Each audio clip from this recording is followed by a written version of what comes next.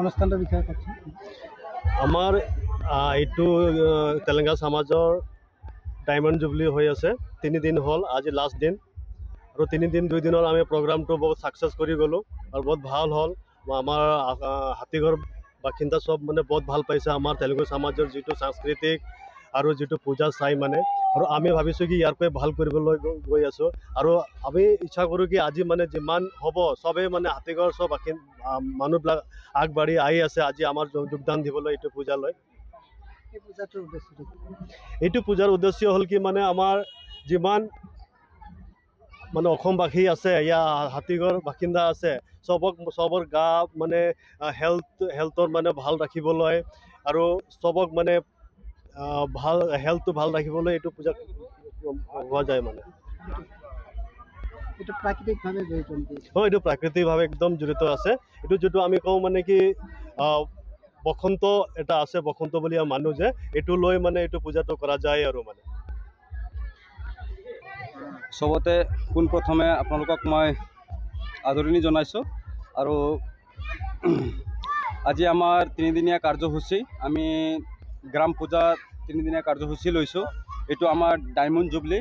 আমি দেশ স্বাধীন হোৱাৰ সময়লৈ এতিয়ালৈ আমি এইটো পূজাটো তাতকৈ আগত আজি যদি আমি ইতিহাস চাব গ'লে আমি 100 বছৰৰ ওপৰত হ'ব চাগে, কিন্তু আমি এইটো ধৰা নাই। আমি যেতিয়ালৈ আমি ইয়াতে ব্ৰিটিছ আমাক লৈ আহিছে, টোটেলি তেলেগু সমাজ বুলি বা অমুক উড়িয়া সমাজ বুলি আমাক ইয়াতে আনি পেলাই আমাক বগানত যেনেকুৱা মানে ঘটাইছে কাম কৰাইছে, এইটো হিচাপত আমি ইয়াতে বসবাস কৰিছোঁ।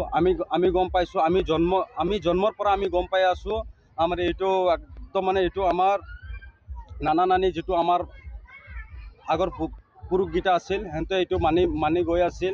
এইটো হিচাপত আমি পূৰা হিচাপ কিতাপ কৰিছোঁ। আমি এইটো আমাক ব্ৰিটিছে কেতিয়া আনিছে এইটো হিচাপ কিতাপ কৰি পেলাই আমি চাইছোঁ যে 75 ইয়াৰ্ছ হৈছে।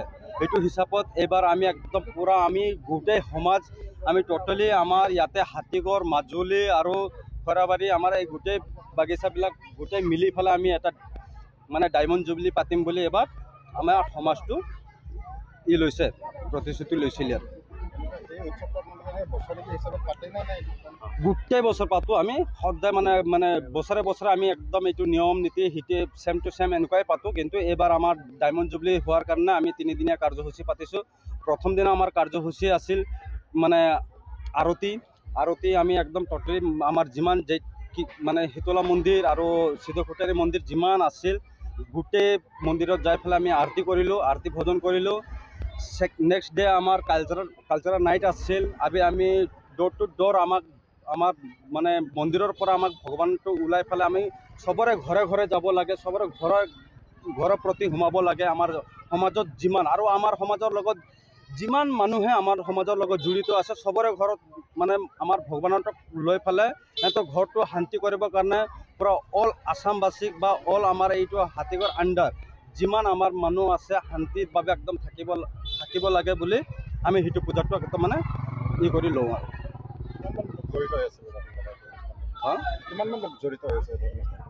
আমাৰ সমাজত বহুত কাষ্ট মানে আদাৰ কাষ্টও মানে জড়িত হৈ আছে আৰু স্পেচিয়েলি আমাৰ কাষ্টটো একদম মানে ইয়াতে বহলভাৱে বহুতেই আছে।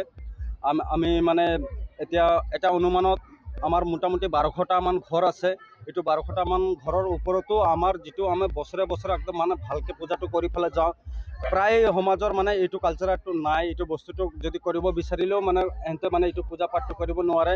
এইটো কাৰণে আমাৰ সমাজত আহে, আমি একদম মানে আমাৰ আন্তৰিকভাৱে আমি একদম মানে আমি নিজকে মানে বেছি গৌৰৱ অনুভৱ কৰোঁ। এহেঁতক আমি আকোলাই লৈ আমাৰ নিজৰ সমাজৰ হিচাপত আমি এহেঁতক চলাই পেলাই আমি লওঁ। এই হাতীগড় অঞ্চলত বহু মানে জনগোষ্ঠী বা এই ধৰ্মীয় লোক আছে, তেওঁলোকে কিন্তু পূৰ্বৰ পৰা বলি বিধান চলি আছিলে, কিন্তু এতিয়া কিছুমানে বলি বিধানটো বন্ধ কৰিছে। আপোনালোকৰ ইয়াতে কিন্তু দেখা গৈছে বলি বিধানটো চলি আছে। হয়, নিশ্চয়।